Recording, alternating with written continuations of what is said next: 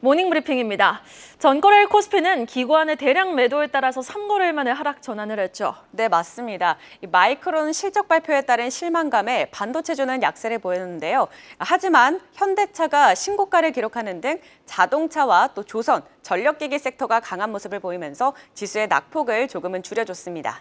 자, 미국 대선 후보들의 TV 토론을 앞두고 또 PC 가격 지표 발표를 앞두고 오늘도 국내 증시는 관망세를 이어갈지 한번 주목해 보도록 하겠습니다. 모닝 브리핑 지금 바로 출발하겠습니다.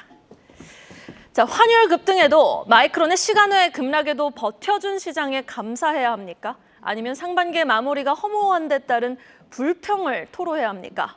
6월 28일 금요일장 한마디, 삼성전자가 만회한 코스피의 낙폭입니다.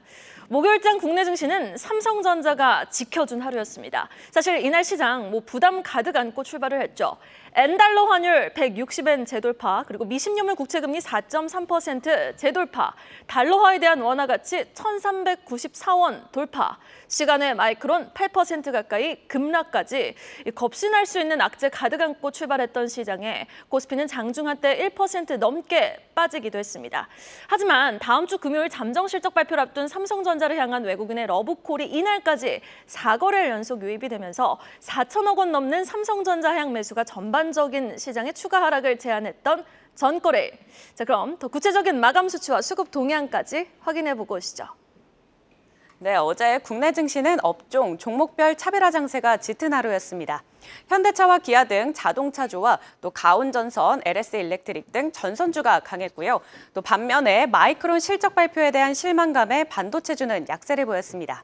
다만 외국인의 수급이 들어오면서 삼성전자가 강보합 마감하면서 지수 낙폭을 조금은 줄여줬습니다. 코스피는 결국엔 0.2% 하락한 2,784선에 거래를 마쳤습니다. 또 코스닥에서는 반도체와 2차 전지주의 낙폭이 컸는데 특히 시총 1위인 에코프로비엠이 6거래일 연속 하락했습니다. 외국인과 기관이 매도 우위를 보이면서 지수는 3거래일 만에 하락 전환했는데요. 0.4% 빠진 모습이었습니다. 838선에 거래를 마쳤습니다. 또 어제 특징적이었던 섹터도 확인해 보도록 하겠습니다. 먼저 전력 설비주는 데이터 센터 확대에 따른 초고압 변압기 수요가 더해질 것이란 전망에 어제도 강했는데요. 특히 세명전기는 최근 정부가 전력망 확충에 나선다고 밝힌 이후 수조 원대 인프라 수주 가능성이 대두되면서 3거래일째 강세를 나타냈습니다. 어제는 23% 급등을 했고요. 또 가온전선도 장 초반부터 상승세를 보이면서 15% 올랐습니다. 네, 그리고 화장품주는 하락했지만 그중에서 부각됐던 종목들이 많았는데요. 2분기 실적 개선세가 이어질 것이란 전망 속에 어제는 한국콜마가 아마존과 함께 아마존 K뷰티 컨퍼런스 셀러데이를 열었는데 이 아마존이 화장품 분야만으로 행사를 연 것은 이번이 처음이었습니다. 네, 아마존의 K뷰티 러브콜 소식에 스킨앤스킨은 14% 강세를 나타냈고요. 한국 화장품 제조는 11% 오름세를 보였습니다. 네, 반면에 어제 네이버와 카카오는 부진한 모습이었는데요. 특히 네이버는 네이버 웹툰이 IPO에 흥행했음에도 불구하고 주가가 하락하면서 장중 신저가를 기록하기도 했습니다. 또 사내 임원들의 연이은 자사주 매도에 네이버와 카카오 모두 빠졌는데요. 이에 네이버는 1%대, 카카오는 2% 넘게 하락하면서 낙폭이 더 깊은 모습이었습니다. 네, 이렇게 특징 섹터들 살펴봤고요. 이외에도 부각됐던 섹터도 함께 확인해 보시죠. 네, 이렇게 목요일장에서는요, 삼성전자 주가의 반등 그리고 SK하이닉스의 낙폭 축소가 전반적인 시장 온기 확산의 중심을 잡아줬습니다. 뚜렷한 상승 섹터는 또 부재한 게 사실이었는데 그나마 올라졌던 섹터가 자동차, 전력기기, 조선 정도였지만 그마저도 섹터 안에서 종목별 차별화 양상이 아주 짙은 모습이 역력했습니다. 자, 그럼 오늘은요, 커져가는 시장에 너도 나도 뛰어든다. 100조 비만약 시장에 총력전을 다하는 K바이오 비만 치료제 섹터 자세히 톱어보겠습니다. 여러분 작년 3분기를 기억하십니까? 비만 치료제 관련주들이 폭발적인 급등 양상을 보였었던 때가 바로 2023년 3분기였습니다. 사실 어제도 보면 비만 치료제 관련주들이 모두 다 올랐던 건 아닙니다. 하지만 올해 3분기를 이제 이틀 앞둔 코앞에 둔 시점에서 관련주들의 주가 흐름은 작년 3분기 고점 이후 주춤하지만 여전히 기저에 쌓이고 또 쌓이는 비만 치료 섹터의 뉴스들을 우리가 한 번쯤은 복기를 해보고 하반기를 맞이해야 하지 않을까 싶어 오늘 이 시간 한번 준비해봤습니다. 다음 페이지 보시죠. 자, 전 세계에서 일라이릴리와 비만약 치료제로 양대 산맥을 이루고 있는 기업 어디입니까? 노보노디스크입니다. 작년 루이비통 모에 헤네시란 거대 명품 공룡 기업을 제치고 유럽 최대 시가총액 1위 기업으로 우뚝 선 노보노디스크. 당장 이번 주에만 나왔던 기업 소식들 한번 모아서 확인해 보겠습니다. 사실 노보노가 당뇨약으로 유명했지 처음부터 비만약을 만들려고 했던 기업은 아닙니다. 노보노가 만들었던 당뇨약에서 이 세마글루타이드란 물질이 비만 치료에 효과가 있구나라는 것을 발견했고 이에 나온 약이 바로 월에 180만 원이 되는 위고비라는 비만 치료제였던 거죠.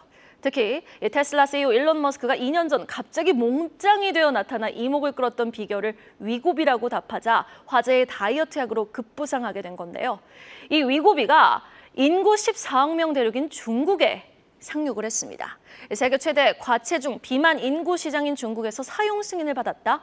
아무리 노보노가 중국에서 세마글루타이드 특허에 대한 법적 분쟁 중이라 할지라도 이 세계 최대 비만 인구 시장에서 승인을 받았는 데는 분명히 의미가 있어 보입니다. 그런데 미국에서의 뜨거운 위고비 사랑도 여전해 보입니다. 미국에서는요, 위고비를 향한 너무나 높은 수요로 인해 첫 접종 때 사용하는 저용량 위고비의 공급마저 부족한 상황. 노보노는 위고비 생산량을 늘리기 위해 미국 노스캐롤라이나 현지에 우리 돈 5조 7천억 원을 투자해 생산 설비 확장을 결정했습니다. 자, 이번 투자를 두고 파이낸셜 타임즈는요, 2030년 180조 원 규모로 성장이 기대되는 비만 치료제 시장에서 이 미국 제약사 일라이릴리를 따돌리고 노보노가 압도적 점유율을 차지하기 위한 포석으로 풀이된다고 보도를 했습니다. 자, 다음 페이지 보겠습니다. 숫자가 어마무시한 이 비만 치료제 시장을 조금 더 자세히 들여다볼까요? WHO는 2035년 인구의 25%, 그러니까 19억 명이 비만 인구가 될 것으로 예상하고 있습니다. 이렇게 비만 인구가 늘어나니 비만 치료제 시장도 함께 동반해서 급격하게 성장할 수밖에 없겠죠. 골드만삭스는요, 이 비만 치료제 시장 2027년까지 연평균 무려 50% 고성장을 전망하며 2030년에는 이 시장이 1,000억 달러, 우리 돈 136조 원에 달하는 시장으로 사이즈가 급증할 것으로 내다보고 있습니다. 관련주 흐름까지 점검해 보겠습니다. 먼저 어제 상승 VI가 발동하며 급등한 펩트론부터 볼까요?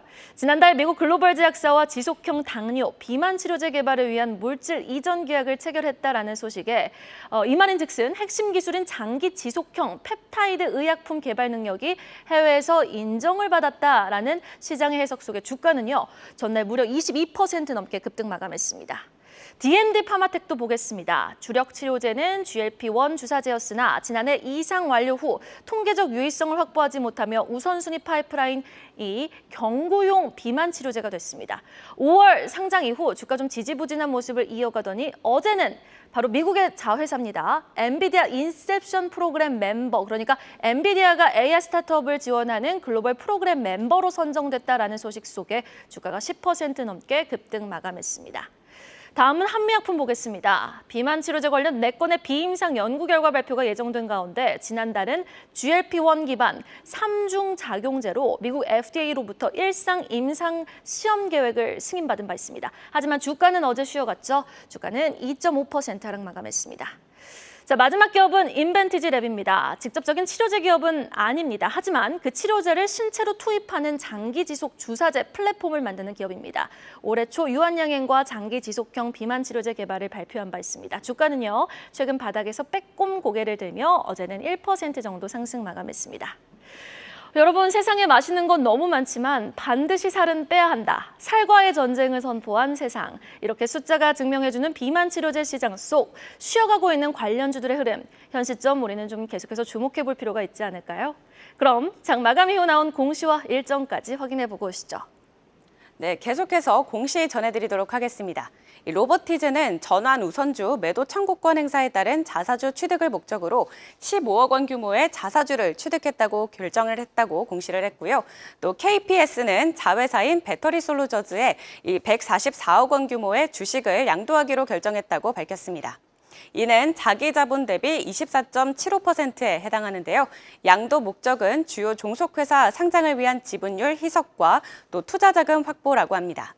네, 그리고 남광토건은 1,176억 원 규모의 공급 계약을 체결했다고 하는데요. 이는 최근 매출액 대비 21%에 해당하는 금액이고 계약 기간은 미정이라고 전했습니다. 네, 이번에는 오늘의 주요 일정도 체크해 보시죠. 첨단 금속 전문 제조업체인 HVM이 오늘 코스닥 시장에 신규 상장하는데요. 공모가는 18,000원으로 확정됐으니까요. 상장 후 주가 흐름 잘 살펴보시죠. 그리고 부산 백스코에서 2년마다 열리는 국제 모터쇼, 부산 모빌리티 쇼가 오늘부터 7월 7일까지 개최될 예정입니다. 여기서 국내외 완성차 브랜드들은 신차를 대거 공개할 것으로 보이는데요. 현대차는 아이오닉 5, 아이오닉 6, 코나 EV 등과 함께 캐스퍼 EV를 공개를 하고요. 또 기아는 EV3를 공개할 예정이라고 합니다. 자동차 관련주에 오늘 주목해 보시고요. 마지막으로 SK그룹이 오늘과 내일 경영진이 참석하는 경영 전략회의를 개최할 예정입니다.